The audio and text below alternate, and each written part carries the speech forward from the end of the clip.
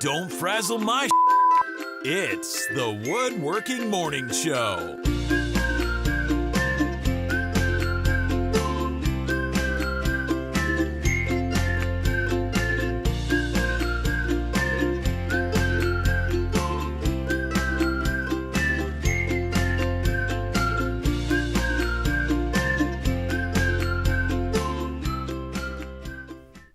Good morning, everyone. Good morning. It's the morning show.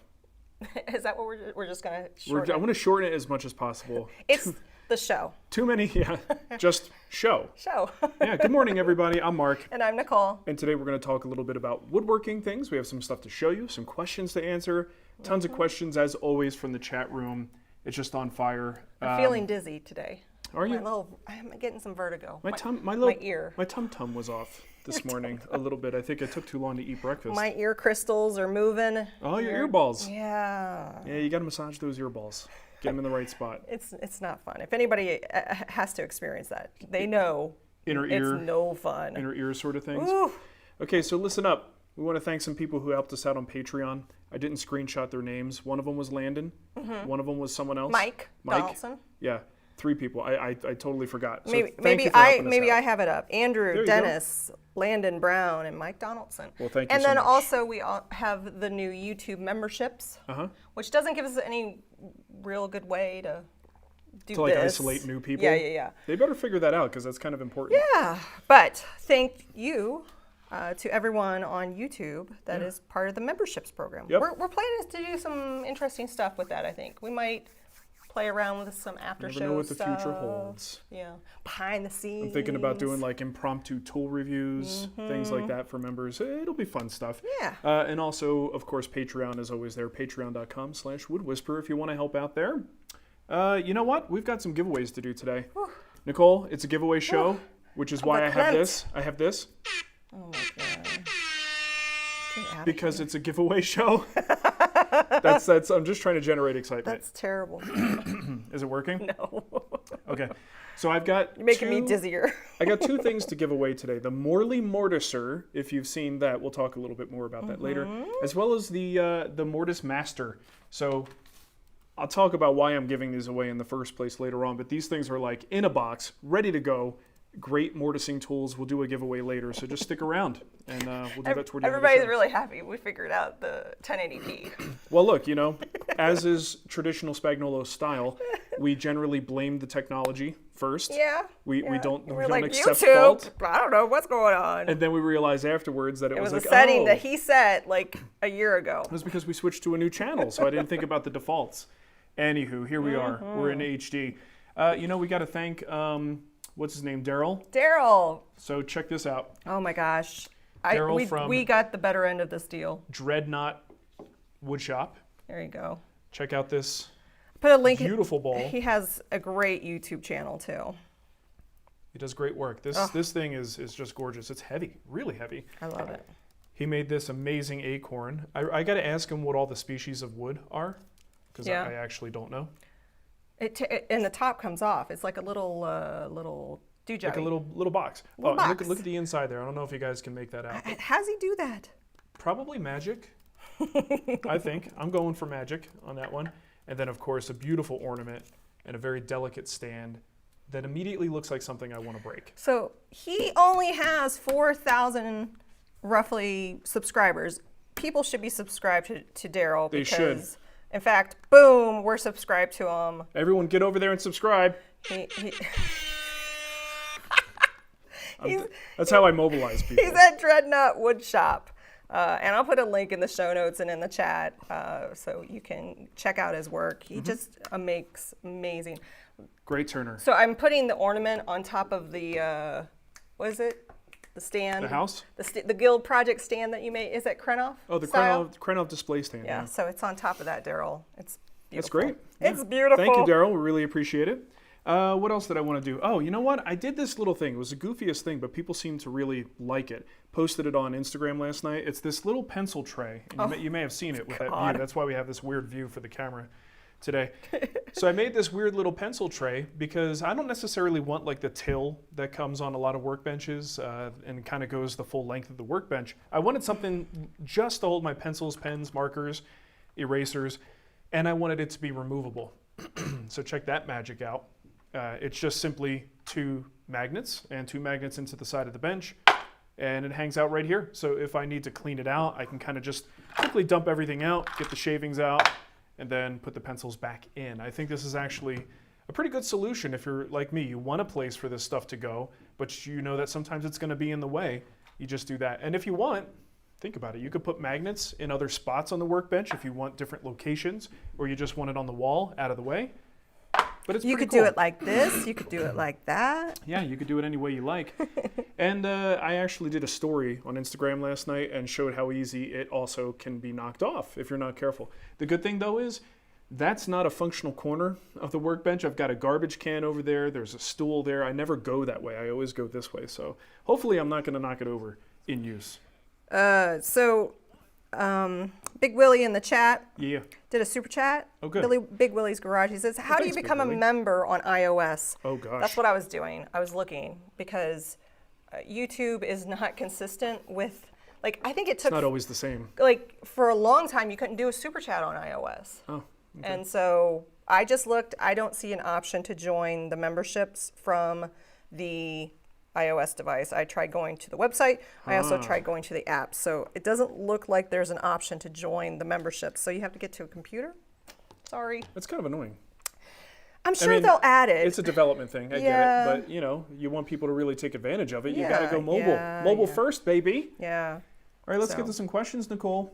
I'm going to say thank you to Chris McCoy for becoming a member real quick. Okay. As you're getting ready to say. Well, thank you, Chris. Thank you, Chris. Adrian Abshire wrote in. He says, howdy from North Alabama. Ended up with a Laguna 18BX bandsaw that Woodcraft just happened to have on the floor. Went there to get the 14BX. Just so happened. I scouted it out. Yeah. I made sure it was there. I love before when we I go went. to a store and things accidentally fall into my cart. It happens all the time. Now I need to get serious with dust collection. I've run 4-inch PVC across my 20 by 24 garage and down the walls, but I need a good, great dust collector. The Rockler 3/4 horse unit, I guess, is just not cutting it. What do you suggest that won't break the bank? Maybe sub $500. I do want to get down to 1 or 2 micron filtering and may consider venting outside. My neighbors would love that. So I'm posting this question to you guys. If you have a suggestion, sub 500 is actually, that's a tough ask. That's a category that's a little bit tricky. You may be able to get yourself a 1 horsepower unit, but you know, attaching it to ductwork, it's going to kind of depend. And I don't have a lot of experience with those particular units at that price point. So it's hard for me to recommend exactly what will work. Anytime you attach it to ducting, you know, that's when the static pressure builds up. It's harder to pull the air through all that ductwork. So hopefully someone has a suggestion. Ryan Murray, right on Patreon, replied to him. He said, check out Rockler item number 57841. It's a 1 horsepower unit that claims 1 micron. It's $550 right now with $35 shipping. I was about to yell at you for pulling on my cord. I didn't pull on It was me anything. the whole time. Okay, so that's one that Ryan is considering. So if you have a good suggestion, sub $500, but keep in mind it's got to be something that is going to work on, it sounds like a fairly substantial amount of ductwork. You know, you got to pull a lot of air to get that to work. Speaking of Chris McCoy, I was just talking about Chris. Uh-huh. He said, hey guys, I have all 3 of Andy, I'm guessing Andy Klein's vises. Does Andy have 3 vises? He's got variations. I know he's got like Yeah. 2 different sizes, and now he's got this like pivoting mechanism. It's a whole thing. So Andy Klein, if you're not familiar, he has a YouTube channel and he is an engineer and inventor and woodworker. I'd like And to. a darn nice guy, He Nicole. really is. He's a neighbor. He has a neighbor. I'd like to make an assembly table and a Roubo bench. What size vices would you put where? Since he has all 3 of them. Oh, I don't know. I don't really know that much about the vices. I'm gonna put the bigger one in the leg vise position. Put the smaller one in the tail vise position, and then with the third one, put it on your heel. Well, he said that he's making an assembly table too. Yeah, but a lot of times you don't vise need in it. a vise on an assembly table. Yeah. So I want to know. I mean, I'm glad you did it because I like when people support Andy. But why did you buy 3 vices? What are you doing, man? What are you doing over there? Okay, Jeremiah wrote in. Nope, I'm sorry, I skipped Joseph's question. Joseph Lapolito. Joseph, don't skip Joe. I know, he's planning on building the Adirondack chair project in the guild. doesn't have 6/4 material, but 8/4, and was thinking about making the back legs and the front apron thicker to avoid wasting material. Maybe 1.5 inch or 1 5/8. From an aesthetic standpoint, how do you think that would look? Too chunky? Well, I've got pictures of an Adirondack chair. This is the one that we have in the guild. Hey, that's our chair. Looks familiar, In doesn't it? Arizona. So there's the two views that are relevant here. So he's talking about that front apron with the 2 slots in it. I think if you go thicker on there, it's not going to make any difference. I don't think you could see it from any angle. That would be substantial. So I think if you want to use 8/4 there, at whatever thickness you get to, that's fine. On the side legs, when he's talking about the rear legs, it's those angled ones that go down into the grass. That will matter. How much, I don't know. I mean, there is always a breaking point where things just become a little bit too clunky. And I think if you go to 8/4, you might be at that point. But again, 75% of that leg is hidden by the slats. You don't really even see it. But it's a good consideration to think about. And I agree with you. I really hate peeling off a 1/4 inch of really thick board if I don't need to. So in this design though, because it's not totally visible, I'm going to say you're probably okay. I'm going to say you could probably go for it. It's not really going to change things that much, but it will look a little bit, I don't even want to say clunky because I don't think it's even going to be that bad. It will look a little less refined if that's going to make sense to you. Sometimes you can make those little changes on projects like that. And it's not a huge deal just because so much of the thickness of the material is hidden. So I just wanted to say thanks to Doug Johnson and Rob Hendrickson. Okay. Hendrickson. Welcome to the YouTube memberships. What do you call that? Because like they with call it Patreon, memberships. Welcome to memberships. Yeah, welcome to Patreon. Welcome to supporting us You financially. get to hang out with us in the after show. Yeah. Which is in the community tab. Welcome to the club. Welcome to the club. Sean Patterson had a question. I'm looking to get into getting a froe. What? I misspelled something. A froe? What's a froe? It's a tool, like a hand tool. Oh, I've never heard. How have I not heard of a froe? I'm going to throw another word at you. Have you ever heard of scorp? Scorp? Have you ever heard of ads? No. Okay, these are all a family of like older school hand tools Oh. for rough work. Gotcha. I thought he just misspelled frog or something. No, that's froe. Because I know frog is like in the plane itself. There's a frog. Yeah. Okay. You got it. Okay, anyway, he's getting a froe for processing some logs into small boards or bowls for turning. I'm pretty frugal, i.e. cheap. No, frugal's good. What's the best option and what is a good enough option? Oh, I don't know. You're asking the wrong guy. I put all that effort into reading that question. I know. I'm sitting here impressing my wife with my tool terminology, but that doesn't mean that I know where to recommend you go to buy those things. A froe. Would Matt Cremona have a froe? Oh, he's got a froe. He's got a big froe on top of that little head of his. I know he does. You know what I mean. There are manufacturers and vendors out there that specialize in things like this. You might be able to find some of them at like Lee Valley. They might carry some, maybe tools for working wood. But again, this is outside of my area that I focus on. So once again, we're going to lean on the chat room. If you guys have recommendations for where he can get some of that he's older looking, stuff. And he's also looking for affordable. So you know what's affordable? If you find one that's full of rust at a flea market. Flea markets. A lot of times these tools, when they're made now, they're made by people who are specializing it and trying to make these tools as good as they can be for a very small subsection of woodworkers. And a lot of times that means that the price is not necessarily bargain friendly. But again, anyone has recommendations on Afros. If you're not familiar, stop it. Let us know. If you're not familiar, Craigslist also has the ability that you can put in a keyword alert. I don't know if Facebook Marketplace does that, but these are places, if you're looking in the used market, that's probably going to be your best bet if someone's listing that. So set up a keyword, a froe. See if it shows up. See if something comes up. It probably won't. It's more likely something you're going to find at like an estate sale or a yard sale that someone doesn't even know what it is. Right. They're just getting rid of a bunch of old What tools. does it look like? I get them all confused. Oh, okay. A lot of times these tools are very simple. There's a weird blade on them. Sometimes it's curved, sometimes straight, and then like two handles or a handle, depending on what its purpose is. Very simply designed tools. Gazank wants to know if I've lost any pencils in my desk. I have not. In fact, I have not put anything. What am I gonna do? I haven't even used the desk. It's in the corner. I'm trying you not use to. the desk, the drawer you have. Yeah, I haven't used the drawer. I'm avoiding, because I still have my pencil thing that you made back in 2007-ish. So that's where I keep all my pencils and pens. I'm not putting them in that drawer. Jeremiah has a question about bandsaws. He says, I'm in the market for a bandsaw, likely something in the 17-inch range. Don't worry, I'm not going to ask you model versus model. Instead, I want to know rather, is dropping $1,500 on a bandsaw, is there another combination of tools, like a jigsaw and a combination sander or something else, that would provide better capabilities than the bandsaw alone could provide?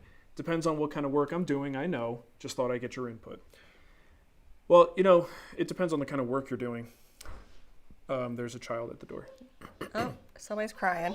Yep, I gotta go. Guys, for those of you who haven't been watching this show for the last couple of years, we do it live at our house while the kids are home, and we give them an iPad and hope that handles things, and sometimes it does, sometimes it doesn't. So, with this bandsaw situation, I thought about it. I mean, if you're doing curved cuts, yeah, you could totally do that with a jigsaw, and then you can use an oscillating spindle sander to do the cleanup, and you can get a lot done that way. But that's only one aspect of the bandsaw.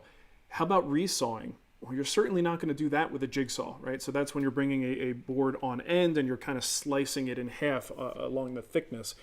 So I don't know that you're going to be able to find a combination of tools, if resawing is in your future, that will do that same thing for either a better price or do it better because you're using separate tools to do it. I honestly think the bandsaw, like once you really get serious about woodworking, for many people, the bandsaw is going to be a crucial tool in your collection, sometimes even more than a table saw, just kind of depending on what they do and their preferences. So I think if you're in the market for the bandsaw, get that bandsaw. I don't think you're going to regret it.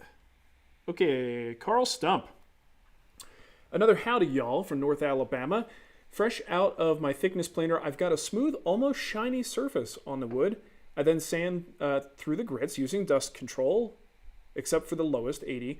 The surface then looks dull. I assume that's because the planer cut the fibers and the sandpaper abrades them. The sandpaper may also force fine dust particles into the pores. Running a vacuum over the surface doesn't change the appearance. Wiping with mineral spirits does improve it a little bit. I'm satisfied with how the wood looks after a film finish is applied. Have not tried oil wax finishes. Have you tested planed wood, sanded, unsanded, and various finishes? I haven't done extensive testing. I used to have little test boards here with this gorgeous walnut, and I posted it on Instagram. So if you go back, it's probably maybe over a year, maybe 2 years, back in my Instagram feed, look for these little pictures of just this gorgeous little sample of walnut. And I did a couple experiments with that. I looked at scraping versus planing versus higher grit sanding. And the thing is, in the end, yes, planing generally is going to produce a better looking surface. And then when you apply finish to it, it just looks great, right? If you're going to compare them side by side, you could sort of see those differences. And the way I sort of give you an analogy for this, it's like buying TVs. So when you're at the store and you're looking at 4 TVs in a row, you can kind of nitpick the little differences. You could see those little tiny variations.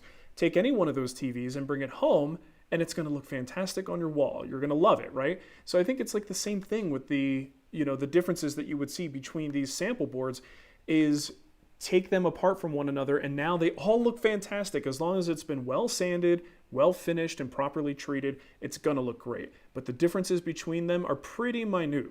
That said, for hand tool enthusiasts who absolutely say that, the hand plane surface is going to be the best surface, they're not wrong, right? It's just a matter of how much better is it? Is it worth the whatever you're going to do to make it a hand plane surface versus a sanded surface?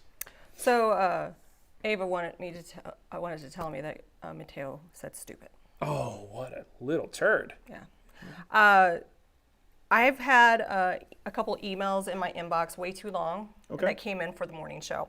So Ron Carlson emailed me back in April. I'm sorry, Ron. I hope you're still watching.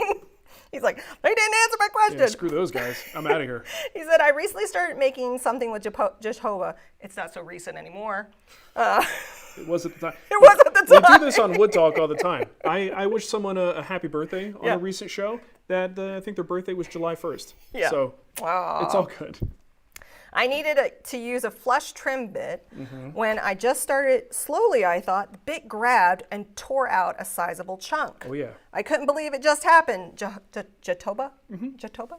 It's very hard. I had no idea why it happened. My question is, at what speed should a router be set for working with hardwood? Thanks for your help, Ron Carlson. Okay, well, unless the flush trim bit is really like a big diameter bit, I'm usually running that at my normal full speed, right?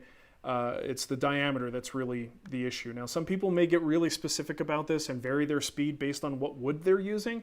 I don't necessarily do that. I generally run my speed based on the size of the bit and also what I hear and see. A lot of times, if you run a bit at too high of a speed, the router table has a way of letting you know that, right? You could feel it, you could see it, you can hear it. A lot of times it translates to vibrations that just are no bueno. So, Jatoba is a very hard wood. You kind of answered part of your question yourself.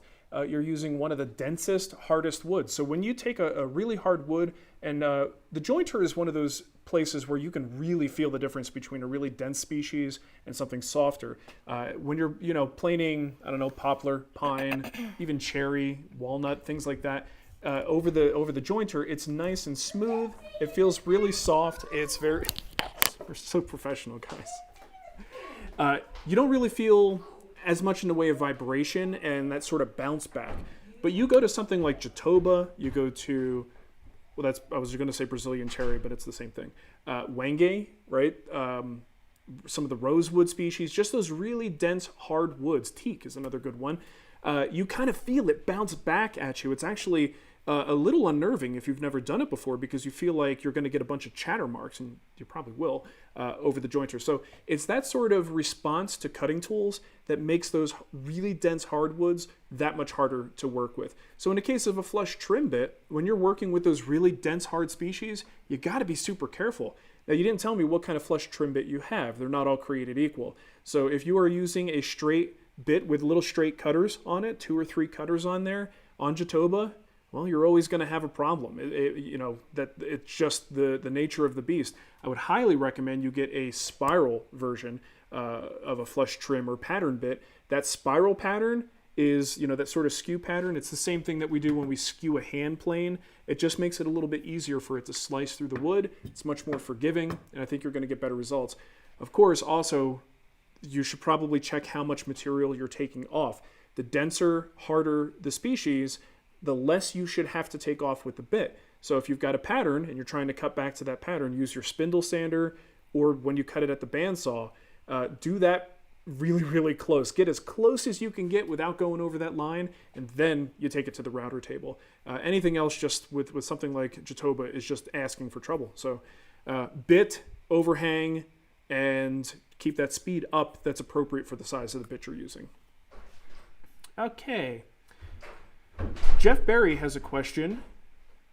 No, I skipped. God, I'm really bad with this list. Jesus says, I use hard wax oil or water-based polyurethane as a finish in most of my projects.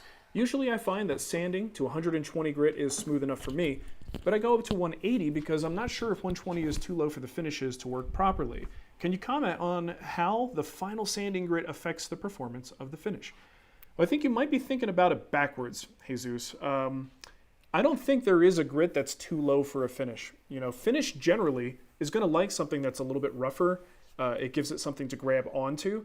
The smoother the surface is, it's a little bit harder for finishes to grab onto it, right? So the reason we sand higher than 120, though, is because at 120 you can kind of still see all the little swirly marks and everything from the 120 sanding. So we go higher and higher to get to a point that the swirl marks are so small and insignificant that our eye can't see them. So then you put finish on top of that.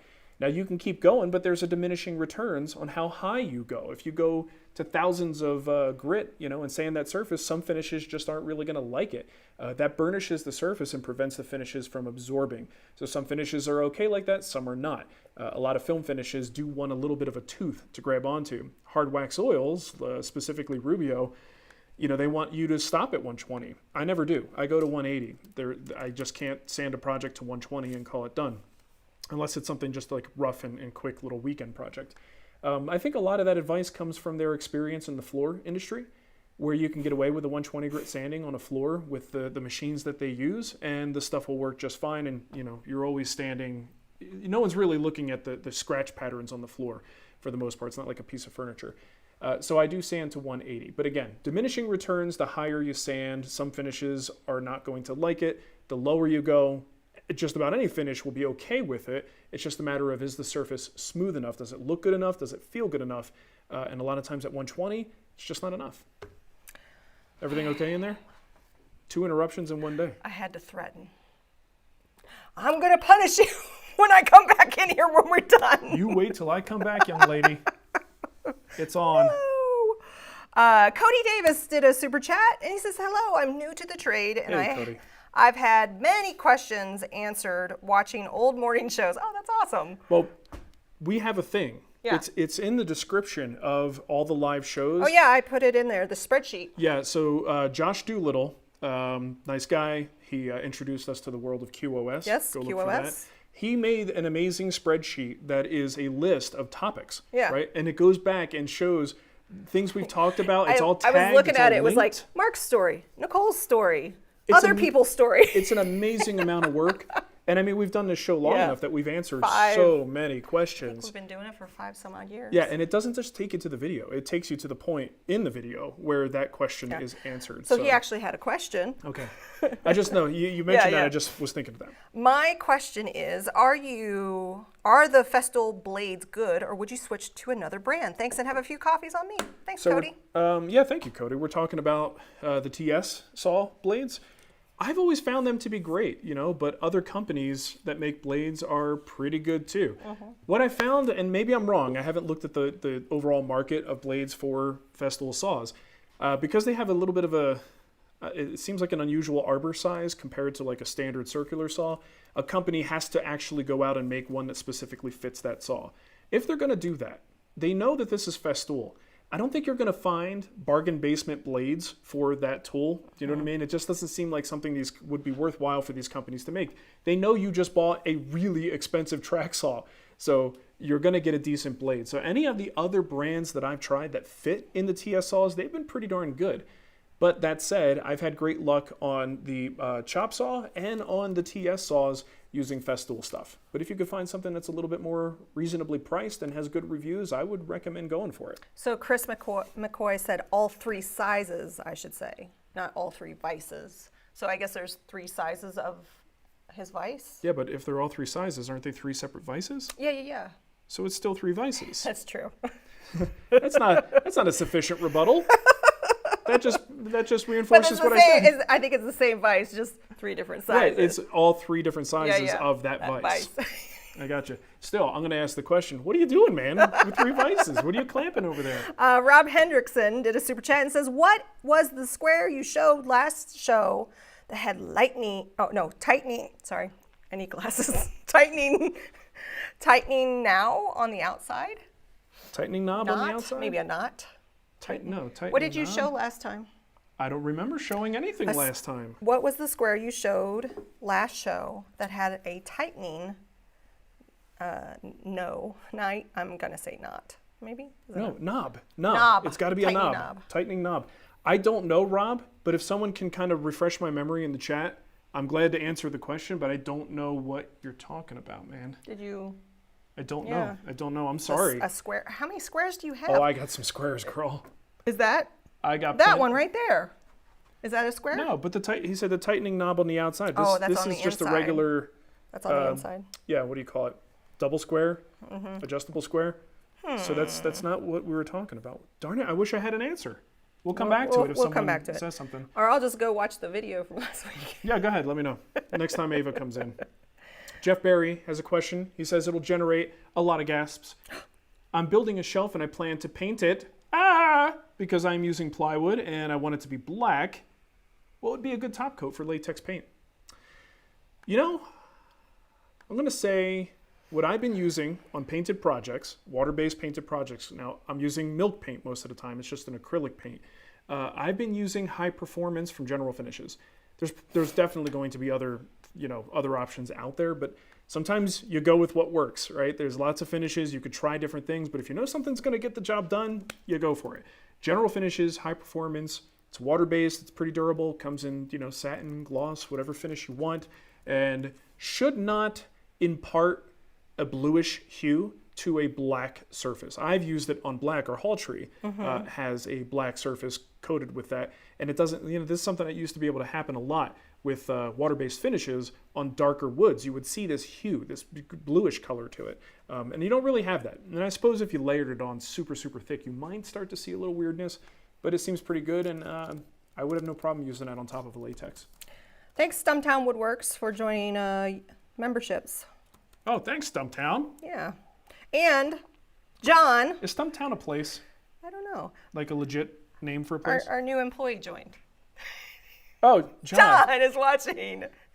John, you're on the payroll. What are you doing, man? He's like, you just giving us money so I can give it right back to him? How does that work? It's like when my mom buys this stuff. I know. Just kidding, Mom. John. I love you. Oh, thank you, John. Let me tell you something about my mom. Yeah. My mom sent me 3 gorgeous Jersey tomatoes. 4. Well, that's right. I ate the first one right away. You like devoured it. I'm like, that's not so good. She it's sent me hard. this little box. I'm like, what the heck is this? And I open it up, and there are these 4 gorgeous Jersey tomatoes staring me back in the face. And I had to wait for a few to ripen, so I'm actually going to be cutting into some of those today. Awesome stuff. Blah, blah, blah, blah, blah. Who's next? Ryan Murray. He says, I've noticed most DIY router dado jigs on YouTube copy yours. I don't know about that. From 9 years ago. Have you seen Woodpecker's new one that they're making? Looks like a high-tech version of yours. Where'd you originally get the inspiration for yours? Okay. So I think my inspiration, it's a little hard to trace back that far, probably came from a combination of things. Number one, I was reading some Tay Frid stuff, and I don't know if he had the flattening jig in there, but I know I utilized his method for determining a flat plane on a workbench in preparation for flattening. And I'm pretty sure it was Tay Frid's book that had something, I'm almost positive that it had a router jig like that. But at the time, a lot of people was kind of just, it was the buzz of the forums, you guys. And I think people were just talking about this method for doing flattening. So it's not like it was my original idea. It was something that I learned from someone else. And it's so interesting the way this works on YouTube. And I talk about it all the time where like Cremona invented the slab, right? I invented the cutting board. I found out recently, you guys may not know this, but Ramon Valdez, good dude, invented magnets. I had no idea, but it just came to my attention. So it's weird how the internet's memory doesn't always go back, beyond 2006. Past the internet. Yeah. So when if anyone saw my original videos on the flattening jig and were inspired by that, that's fine. But I wasn't even the first person to do that. Certainly not my original idea. Someone taught it to me. Who taught it to them? I don't know. But who taught it to you? That's what I just said. Tay Frid. Oh, Tay Frid. Oh, yeah. I wasn't listening. And also some dude in a forum who was talking about a jig that he just made. So it kind of sucks that we lose a lot of that history, right? And things will only go back to the like visual archive memory. Well, that's how music is too, in a way. Like new generations don't always go back far to find out where, or even if it's like a what do they call it when they capture a clip from something? Sample. Yeah, they sample a clip and they put it into something new. And then, like our kids, for instance, would have something in a song and we're like, you even know what the original is? Yeah. And then you go and show them, you make them listen to Black Betty, right? Because it was in Rayman. It was in Rayman. And now suddenly Mateo's favorite song is Black Betty. And it's the most random thing, but he loves that song. I did refrain from playing the Howard Stern version of Black Betty. Yeah, we probably shouldn't play that. Maybe I'll give him a few more years on that one. Oh my gosh, I have more. Let's see here. I lost my train of thought. You made me laugh. It's okay. I got another one. I want to say thanks to Horace Rapper for signing up for memberships. Nice. Joe Gonzalez is in the market for a CNC, and he wants to know how you're liking the Powermatic. Powermatic's pretty good. I have no basis of comparison, guys, so I'm not a good person. It's working. Yeah, I'm not a good person to tell you compared to something else. It's not the cheapest solution out there. But it's very similar to the Axiom machines, but with a few upgrades, and I don't really have a whole lot of comparison. It is capable of doing much, much more than I'm capable of doing with it, if that makes sense. I'm still learning, and it definitely does everything I need it to do. It's a nice system, for sure. Okay, Plan D, Woodworks. Plan D. Dan says, I recently completed a couple of refinishing projects, and I've got a couple questions. One, has anyone ever made a profit on a refinishing job? And number two, why are they lying? I used to do a lot of refinishing, Dan, and I didn't enjoy it. I kind of hated it. But honestly, for me, back in Arizona when I first started my woodworking business, refinishing jobs were the only reason I could make money and say, here, Nicole, here's a couple of bucks to help with the mortgage this month. Yeah. It wasn't the custom work. I wasn't getting enough custom jobs, but I was able to get a lot of people who had old furniture that wanted that old dark finish stripped off and just wanted something new applied to it. The reason it was profitable for me was because it was just pure labor. There were no materials. There was no real planning. There wasn't as much back and forth between you and the customer. It's basically finishing and then a little bit of work up front to prep for finishing, right? So depending on the kind of refinishing jobs you're doing, how intense that finish is to get off of the surface, or how many details are on it, that's where things really slow you down. So maybe I just got lucky and I had a lot of stuff that was pretty easy to refinish. But man, refinishing was the only reason I could run a business back then. Guess what? Chicken butt. Kevin Windsor reminded me about eBay. Why didn't I think about eBay? He said there's a bunch of froes on eBay, Yeah. and there is, and they're like $20. It's where all the froes hang out. So check out You eBay. see how weird it is? Like Yeah. there's a lot of those old school tools are just very odd looking. Yeah. It seems like something that would be a decoration Yeah. in your shop. Okay, so when you ask me what it does, this is the thing. I don't deal with logs. I don't know what these things do, but now that I see it, does it shave the? it's for splitting. Oh, it's for So splitting. you kind of like how you start a crack, you put a wedge in it, Yeah. smack a hammer, and it splits along the grain. So the froe is something where you're probably smacking it Right. with a mallet or something in the back Gotcha. to break it along the grain. Wow, this one's $125, but this one's $25. What's the difference? I don't know. Well, some of them are have a better history. Some of them Probably. are better made. Yeah. Some could be an antique. Some are refinished, or Vintage. they're sort of they I take love- all the rust off, all I love that that stuff. vintage is just another word for old. It can be. At least the way I use it. am vintage. We are a vintage woodworking channel, Nicole. Yes, we are. I love Okay, it. Mike Davies. I don't have an answer to this one either. I'm going to defer to the chat room. Mike Davies wants to know, he says, you've done a lot of order fulfillment, but not sure how much shipping you've done of finished woodworking projects. Do you have a recommendation on packing material, bubble wrap, crumpled up newspapers, like when you wrap dishes for moving, packing peanuts poured around the item, thinking about adding turn bowls to my list of available items on my Etsy store, but worried about making them through the mail? So Daryl sent us. Well, Daryl's bowl made it through the mail. Yeah, and he packed it nice. He had like Was paper, paper, and and did he then have, bubbles? bubble wrap with the with this and with the ornament, and it came and it was nice. I think you should go to Cremona's house Yeah. and use his foam thingy.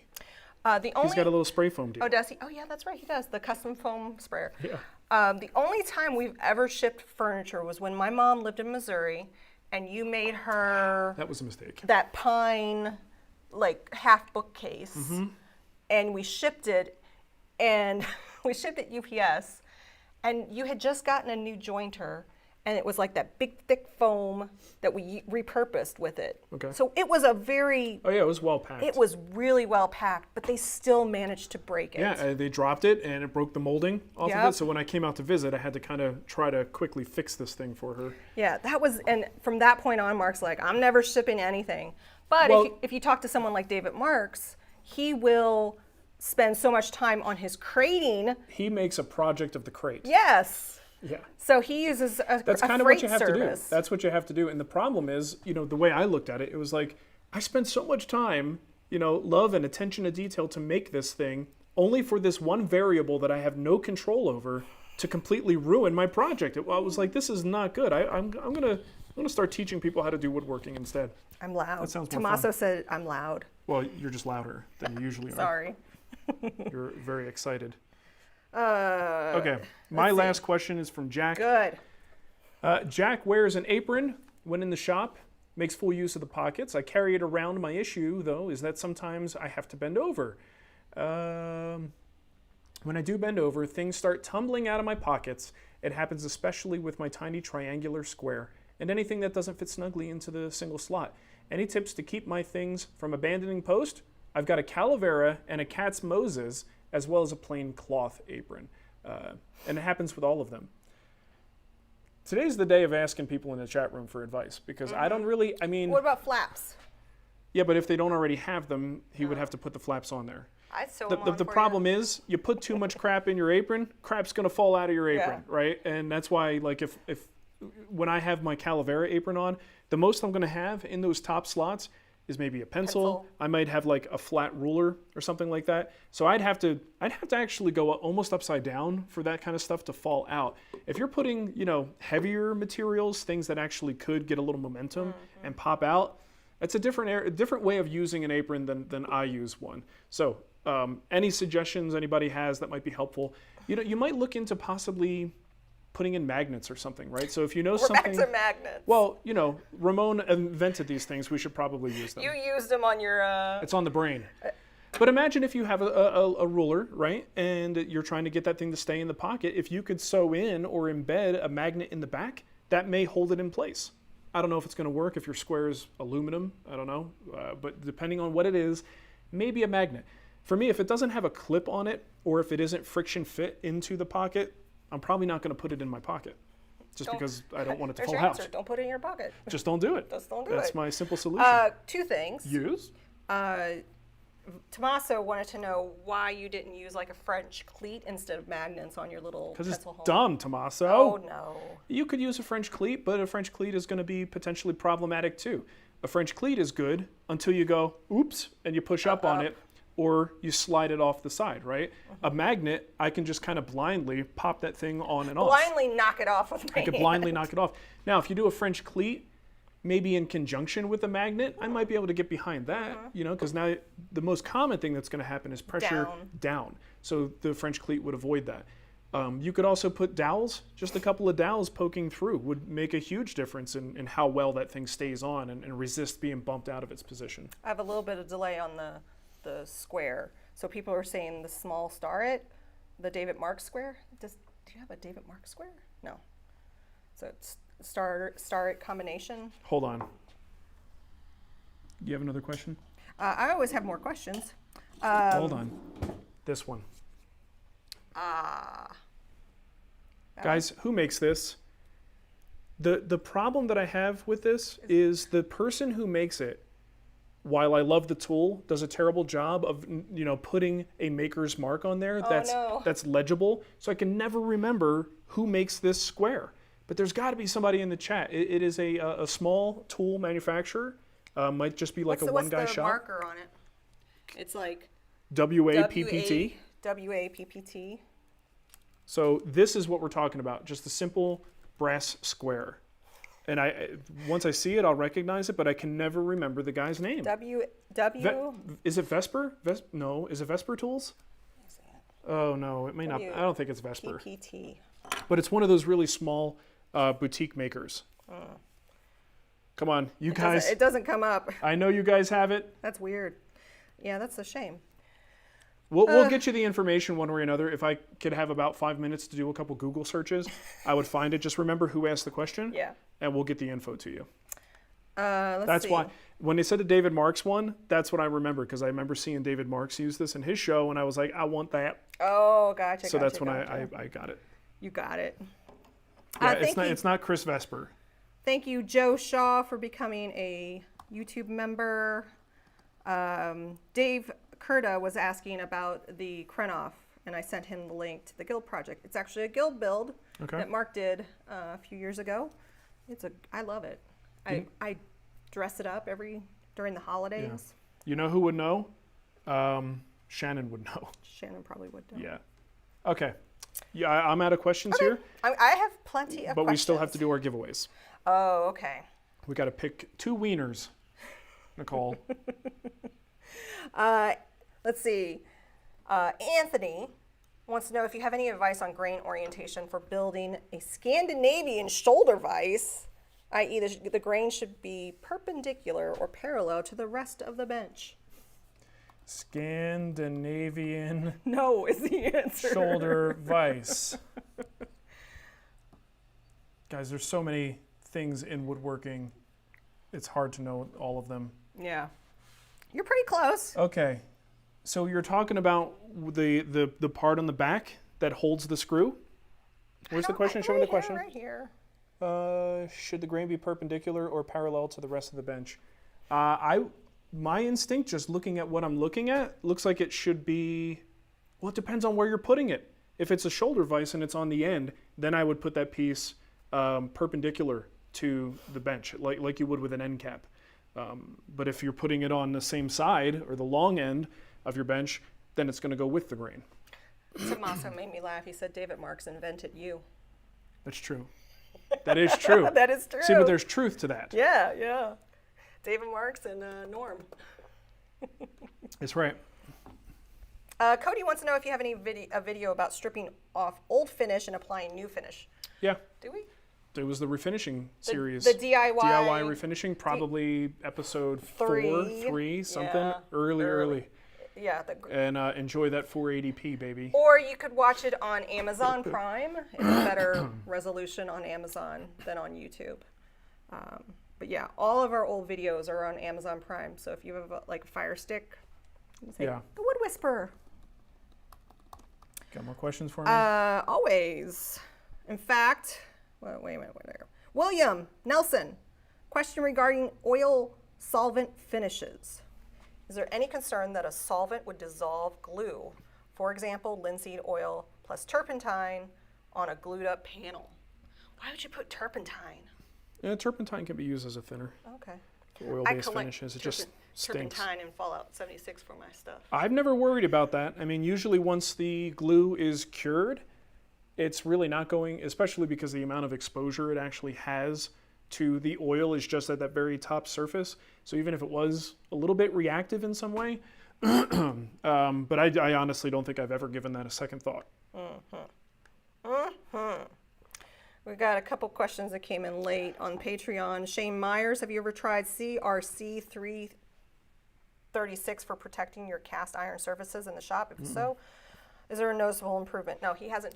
You use Renaissance wax. I use Renaissance wax or whatever furniture wax I have on hand. Here's a good thing with where I live, rust just isn't much of a problem. In Denver and Arizona, 2 places where I've done the lion's share of my woodworking, it's just not humid. It's so dry. And once in a while, if we get a humid spell, I do have to be careful because my stuff is not as well protected as it could be.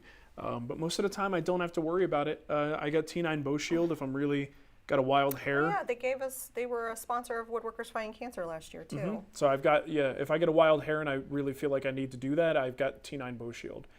But I don't really have to think that much about it, luckily. Lucky for me. What you gonna do? What you gonna do? Okay, let's do the giveaways. Let's do a giveaway! All right, so... Oh, I just want to say thank you to Brett Maples for signing up for YouTube memberships. Okay. So the first thing I'm going to show you guys is... oh, man, I didn't pull the pictures into the program. Oh, you're lame. All right, so the Morley Mortiser. Yes. Is made by Philip Morley. This is a flat-packed box. It's ready to go. You're going to have to follow the instructions to assemble it. But the flat pack makes it nice and easy to ship. Did you send me the link so I could put it in the chat? No. No? Why would I? Just Google it. It's morleymortiser.com. Okay. So Philip and what's the guy's name that he works with? Who is it? Ramon. Ramon. Oh, wait, here it is. No, Paul Gustafsson. So they kind of partnered together to make these jigs. It's an excellent jig. Great way to make mortises, tenons. You could do all kinds of things with it. Watch the videos that Philip has. You'll get an idea. It's definitely like a one-stop shop for mortising. Great little unit. Why am I giving it to someone else? For the same reason why I don't have a multi-router anymore, why I don't have the Panta router. These are tools that I don't often have an opportunity to use just because of the type of teaching that I do. And if I am going to go into a quick joinery solution, I'm going to use the Domino. And as much as I love these mortising devices, it's hard to beat. We should have asked John if he wanted any of this stuff too. Yeah, that's a good thing for us to talk about right now, Nicole. As you get ready to give nice away. Job. So yeah, the Morley Mortiser, whoever wants this, you have to type into the chat room. US, we're paying for shipping. And yeah, we can't do international. It's too heavy. And this is just an informal little giveaway, yes. Not a big deal. But in order to let us know you want it, we'll pick the winner. for the person who types in fake accent. Fake accent. Do you know Philip gets accused of having a fake accent? Really? Yeah. He doesn't though. No, he doesn't. He's from England and moved to Texas, and his accent has kind of like morphed. Yeah. Kind of like your brother's is morphed Yeah. since he lives in London. He's gone from Jersey to London. London. So yeah. So anyway, fake accent. Type that in the chat room, and we'll pick a winner from that. And the other one, very similar, kind of similar concept. Oh my God. Should we? Well, I want to let that go for a little bit, and you can pick. So the other one is called the Mortise Master. This was sent to me by Don Browning. You guys may have seen Jay Bates did a video on this because he got one too. It's a great little device. It's a great way to make mortises. And again, same sort of thing. I've got it in a box, ready to go. And it was so kind of Don to send me one, no obligation at all. But it's just not the kind of thing that I could use on the show. It doesn't really, so it just kind of sits there hoping one day maybe I'll review it. I'd rather it be in someone else's shop. So Don, thank you so much. But mortisemaster.com is the website if you're interested in that. Okay? Mortise Master? Mortisemaster.com is where you can go for that. And if you want the Mortise Master, the word to type in the chat room is Wiener. Nicole, it is Wiener. Terrible. So type Wiener in the chat room. I can't spell mortise. M-O-R-T-I-S-E. So we're going to let a couple seconds go by. I'll put a link for Mortise Master in the chat. Let's pick our winner. Not that it matters because it's going to be flooded. Let's pick our winner from the fake accent people. All right. Let me see what we got here. We've got some more. It's like Wiener and fake accent. Yeah. All right. How about let's give it to Jeff Carter. Jeff Carter. That's great, isn't it? Yes, Jeff Carter, you get the Morley Mortiser. Morley Mortiser. You need to email me at Nicole@theWoodWhisperer. What's his name? Jeff? Jeff Carter. Carter. Okay. Good. We got a winner there. Congratulations, Jeff. At the WoodWhisperer. I'm typing it so you can email me. I love giving that's the stuff only away. way you're going to get it. Okay. And let's pick the next one, and then we'll close out the show. Do we have wieners? We have plenty of wieners in this chat room, Nicole. Look, you've never had such a choice of fine wieners to pick from. Oh, no. Do not do that, dude. Let's see. How about... I like how he says wiener. Wiener. There's not even an N in there. Technically, Adrian didn't even say the right thing. Yeah, Adrian I don't know. Mahabir. Adrian. Mahabir. I'm going to say Mahabir.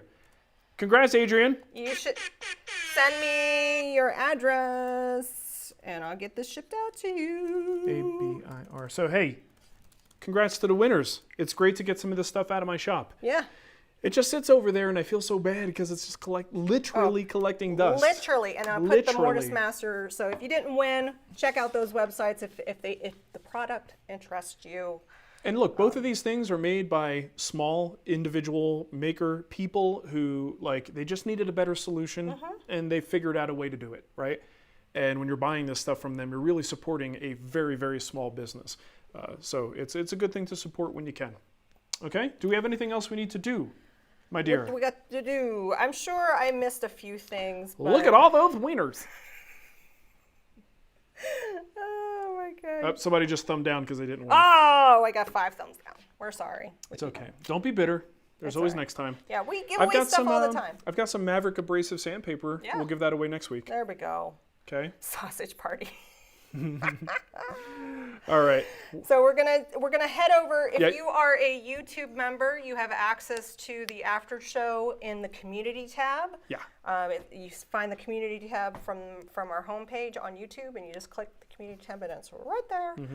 If you're on Patreon, we also have a Patreon post, and I'm gonna link that in the chat room. So we'll see you over there. Yeah, we'll see you in the after show. More casual talk. Someone just gave me the title for the show. What? Fake accents and wieners. I thought the show was going to be, let's ask the chat room. No, we've done that before. Have we? like the Mark doesn't know show. Yeah. Like times when I have no idea any of the answers.